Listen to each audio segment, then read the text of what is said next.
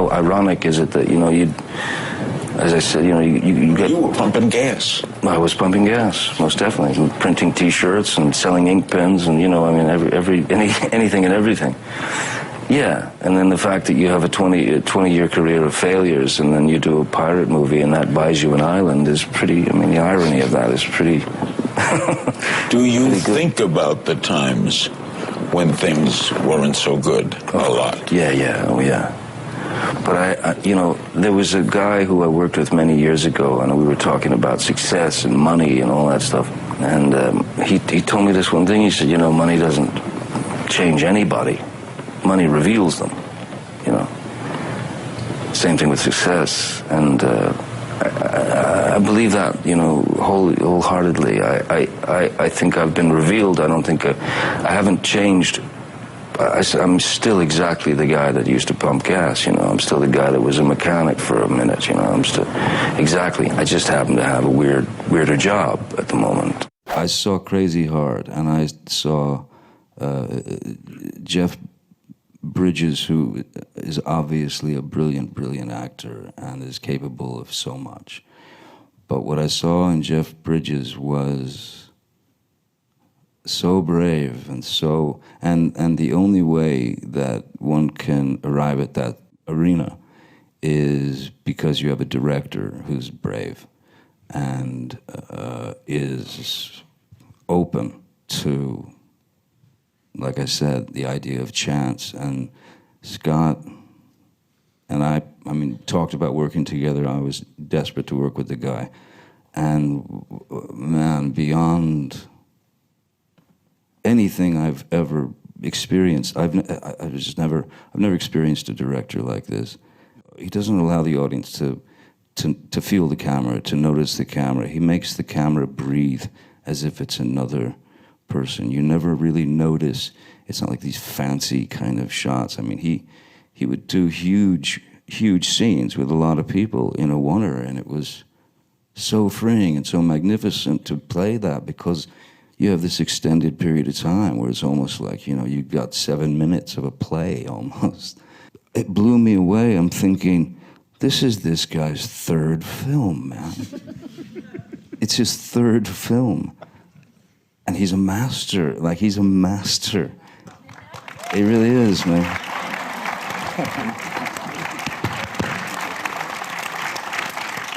Truly, and if phone books still existed, I would film the phone book with the man. At the end of our session yesterday, you said, "Thank you to Scott for reviving my career." And I don't know if that's in jest, because I've never had the impression that you're desperate for box office, but that you choose... I'm gagging for it. It's been the thrust of my interests since day one when I was about 19. Yeah, that's all I care about. 20 years of failures will do that to you. But on a different level, why do you say that, and how do you feel when you choose a role that ends up satisfying you, that this one clearly did? Well, you know, for me, with every character that you play, you know, as long as you've reached that, you've arrived at that place where you believe is the right place to be for the character, and if you feel that you've done service to the director, to yourself, to the author, then to me that's a success. The box office is kind of, you know, that's something else. That's certainly none of my business, you know what I mean? Once I'm wrapped on a film, it's just to say goodbye to the character and then move forward. We could celebrate every breath that we take, because nothing's a guarantee. If we could celebrate the breath and the exhale, which is being alive, without, you know, oh, my car won't start. Oh, geez, you know, the cat dropped dead. Hey, you know, I think I need a lobotomy. You know, I mean, there are things that are very, very important in life that we don't think about, you know. And one of the most worrisome things that I went through for years is you're freaked out about your past. You're worried, you're scared to death of the future, and that's all you're thinking about. But the now doesn't exist, you know? And I think that's a grave mistake that we make. You have to realize that whatever your day is, whatever you're doing, whatever your job is, whatever people think of you or project you to be, none of it matters, really, until you look round and see people who are in need. And I think probably the best benefit of my job is to help, to make people smile, who otherwise wouldn't or couldn't have a smile on their face. So, yeah, that's my deal. Paul Newman told me that any successful person in any field who, in discussing their career, doesn't use the word luck is a liar. Oh, yeah, he's absolutely right, yeah. So you consider yourself lucky? Very lucky, yeah. But you have to have talent to meet the luck, right? Somebody hands you the ball, and you run, you know. I mean, and if you get hit, you get hit, or maybe you make it through. You never know, but I mean, I just know that somebody handed me the ball at a certain point, and I was hungry enough to keep running, and I'm still running. I maintain a hunger, but not an ambition. You know, I'm very happy to explore all possibilities of a character and really, you know, dive in to the role. I mean, even to the point of where, you know, Disney wanted to fire me. They wanted to fire you from Pirates? Yeah. Because? They couldn't understand what I was doing, you know. They didn't understand the character. They actually were contemplating subtitling the film, you know. There were other things that I probably should have done, not from my perspective. I mean, from my point of view, I did the right things. Every film that I've done, I'm happy that I made that choice. I don't have any regrets whatsoever. But I mean, in terms of sustaining box office, you know, bankability, I should have done a few other things that I didn't do, but I'm glad I didn't do them. Me, you know. Because it wouldn't have been you. Yeah, it would have been for the wrong reasons. Everything that I've been lucky enough to do, I did for the right reasons. One of the greatest pieces of advice I've ever gotten in my life was from my mom. You know, when I was a little kid, there was a kid who was bugging me, you know, in school. And she said, okay, I'm going to tell you what to do. She said, the kid's bugging you. He puts his hands on you. You pick up the nearest rock, or whatever you can get your hands on, and you lay him out. Hey, Mom! And I did. And I felt better. And it worked. And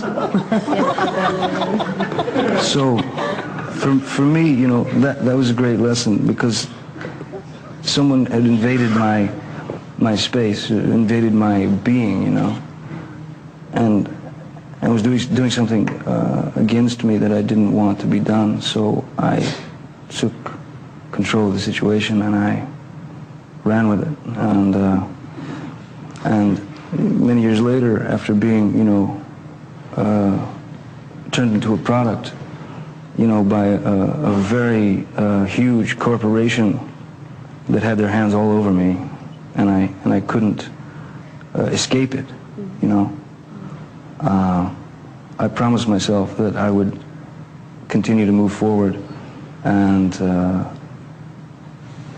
do my best not to compromise in any way whatsoever, you know, not allow anyone to put their hands on me and affect me in that way. So that's the best advice I think I could give, is just to keep moving forward and don't give a shit what anybody thinks, you know. Just keep moving forward and do what you have to do for you. When I was approaching the character of Willy Wonka, you know, we all grew up with the Gene Wilder version, and it's fantastic. I mean, it's fantastic. But you know, I mean, why go in that direction. It's been done. Why repeat? Why? So I found my own version, and my version was, I kept thinking of children's television hosts. That scared me. Because, yeah, well, they were unpredictable, you know, and they had that everything was okay. and it wasn't okay. But so I used these children's television host sort of ideas, and then the other ingredient that I thought was really what found the character, I thought of George W. Bush.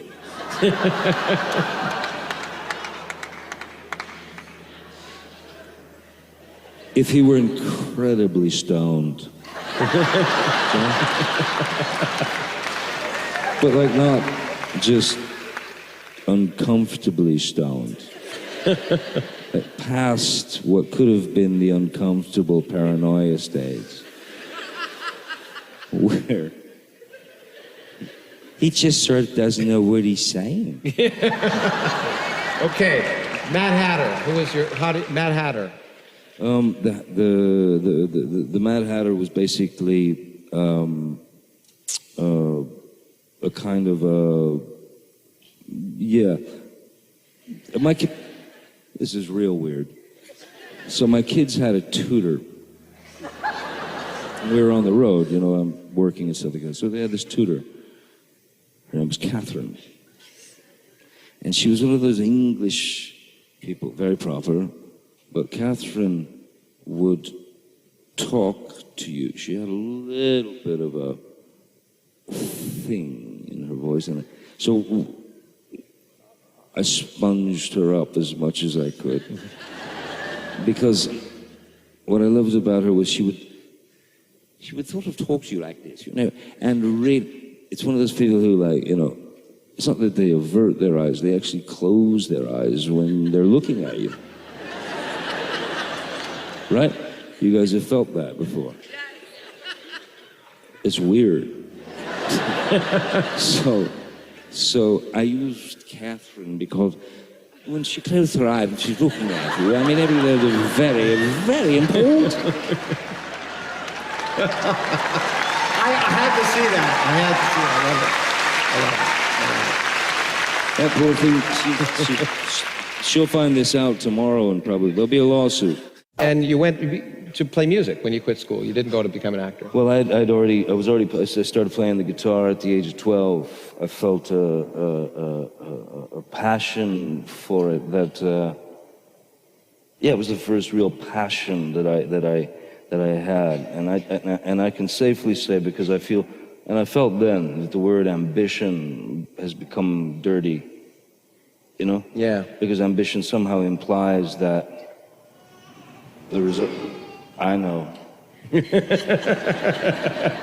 I know. Cry. I'll probably be crying in about 10 minutes. So ambition was a dirty word to me because it felt like you were working for some gain or material or some status. So I literally don't remember going through puberty. Because I locked myself in a room at the age of 12, 13, and just played the guitar, learned things off records, and taught myself how to play. And it was my life. And it was the only solace. It was the only sanctuary. It was the only security. It was my first love.